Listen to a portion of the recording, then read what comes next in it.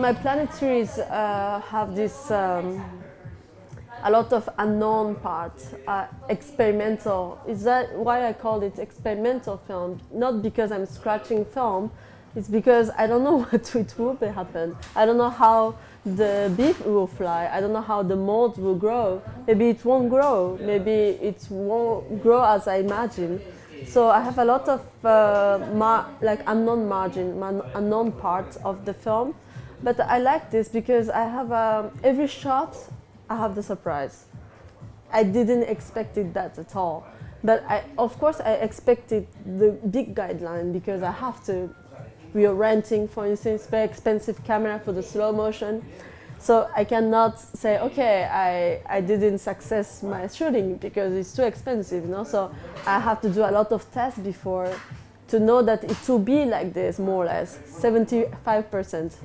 And so, but I like this surprise because it's give you more than what you wanted to do. So, and in a positive way.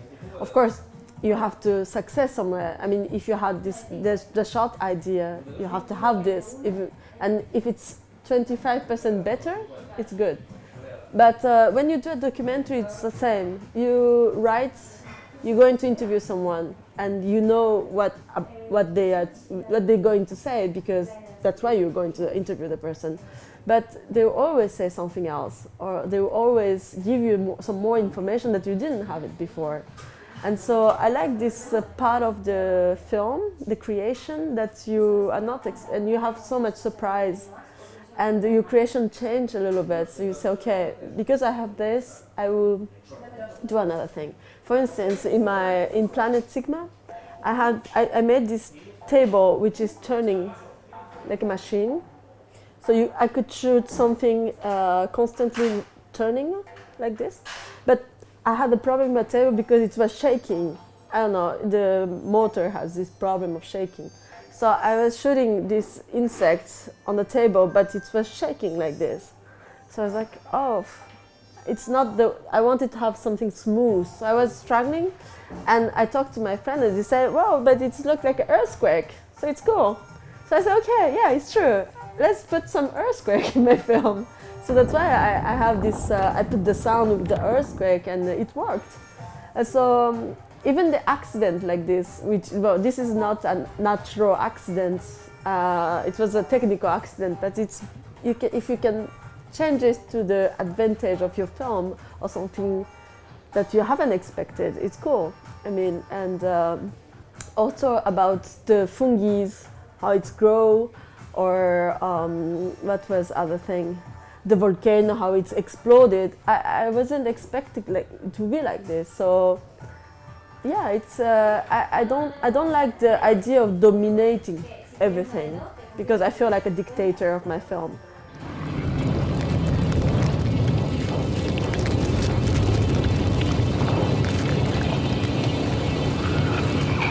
For me, I use mold or rotting something, or rotting strawberries or dying bees. But this is also,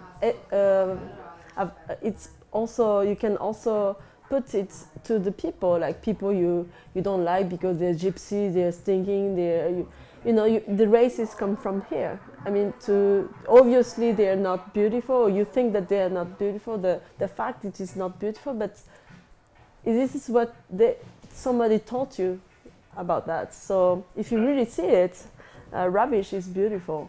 And rain is beautiful, or the ground is beautiful. So it's a matter of how you see the world. And for the rotting thing, it was funny because in the film, in Planet Sigma, we have this rotten strawberry with the white mold on it with black dots. When I was filming, I was really amazed about this beautiful mold that it is on the strawberry, but it's a very common thing. And as soon as you have this in your kitchen, you immediately throw it away, and it's stinking, it's not beautiful. And after the shooting, I put these rotten strawberries on my window, and my neighbor just thought that it was just disgusting thing that I put it there, and so they put more rubbish on my window, and I was very angry. I said, why did they put the rubbish? I just put my strawberry here because I wanted to film it later. And I was very mad that people think that it's rubbish. I think art can help really to change this category of the mind. I mean, when you see Magritte saying this is not a pipe, or you have a drawing of pipe, you just ask yourself, what is it? So, or Marcel Duchamp, who does a lot of installation, or others changing the idea, or Jasper Johns on the painting, written red in green. So what is red?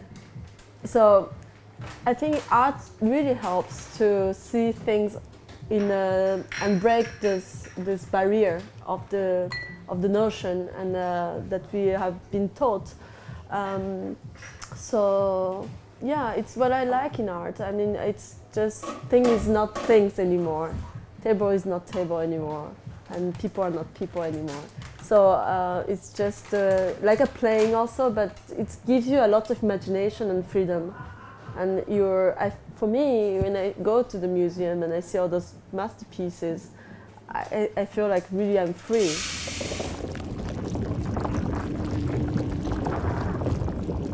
In these planets, I distort the time, so everything, something fast, something slow went fast, something fast went slow. So all this with the technique, with the camera and with the new technique that we have today, I'm changing the speed of thing. Something growing if it takes 3 days to mold, in my film it takes 10 seconds. So, and the bee, when they fly very fast. You cannot really see with your eyes, but in my film you can see it because I use slow motion camera. So it's something, it's not real. You cannot have this in the real life, but you can also only have this in the film. And but it's something familiar. You know them, you know how it is. So this is the trick. And something big becomes small, something small becomes big. So it shows also using this media as an art what is possible. It's possible that something small can attack the planet. You know, a grasshopper can be like a giant grasshopper and attack the planet, or the bee can fly like do a choreography. So it's for me, the essence of art is this: is to create something impossible, but it's just possible because it's art, and make you a freedom of mind to see this is possible. Because it is. But if you are stubborn and you have just a strict idea and you want to have the solution A, if the solution B happens, you'll be so stuck. But if you have an imagination and we start, it's returned to the conversation that we had before, but if you can imagine that this is not a chair, this is not a failure, or this is not a solution B, you can transform it to something else. And I think the artists who risk is the artists who know that they won't risk. It's not a risk because they will find a solution like this. And I think in life it's like this also. I mean, it's you always have this failure or something defeat, something you have to, a challenge. But if you know that this challenge you will do it, something positive. You are not afraid, so you can go everywhere, you can do everything, because you know that you can find a solution, and it will never be really a problem, because you won't see it as a problem. It's the matter of how you see things. If it's not a problem, it's not a problem. But everything is in your mind. So I think the imagination helps you to take off this stubborn thing and change something else to something else.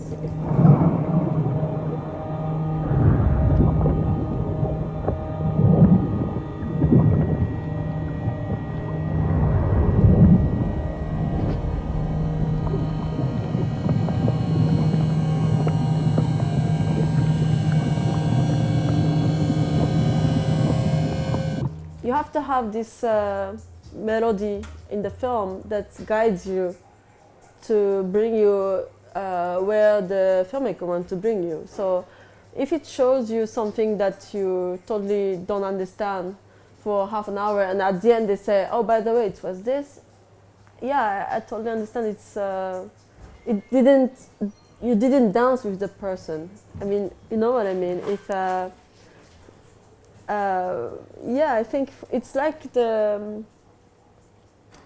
the person that you have an encounter and you meet a person, and you know more and more who is this person. You have this enjoyment of learning and of discovering things by step, and at the end you have the conscience by yourself, adding all the information that you got, and you have your own conclusion, saying, "Oh, this was that," or this. But so for me, it's important. Editing is about that. Image is about that. Sound is about that. It's about to create this melody at the end. So when I make film, I try this. I think that people won't read the synopsis before, or so I try to make a story to guide things. So I think it's a matter of storytelling.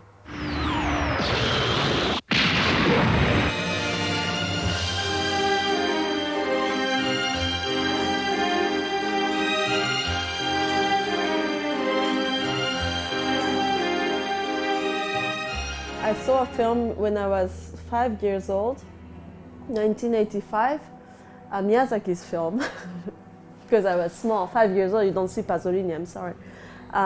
It's called Nausicaa, so it was released just at the time, and animation film, and I was really impressed about the imagination, about the world. It's about this princess, Nausicaa, who's saving the world, which is completely destroyed by the nuclear war. So everything is dead. There is no plants, and everything has this mold and rotting. The world is rotting. So I think there is a link with my planets, by the way. And when I see this rotting world, and this main character tried to stop the war and try to recreate plants and life, I was really stuck because of the imagination, because of the story, and this world, apocalyptic world, and this conflict. And I remember my mother said that I saw this film. It's a feature film, but it wasn't really for the children. But I was 5 years old, and I was watching it every weekend. So I knew all the phrases, every part of the dialogue, I knew it by heart, but I was stuck by this rotting world.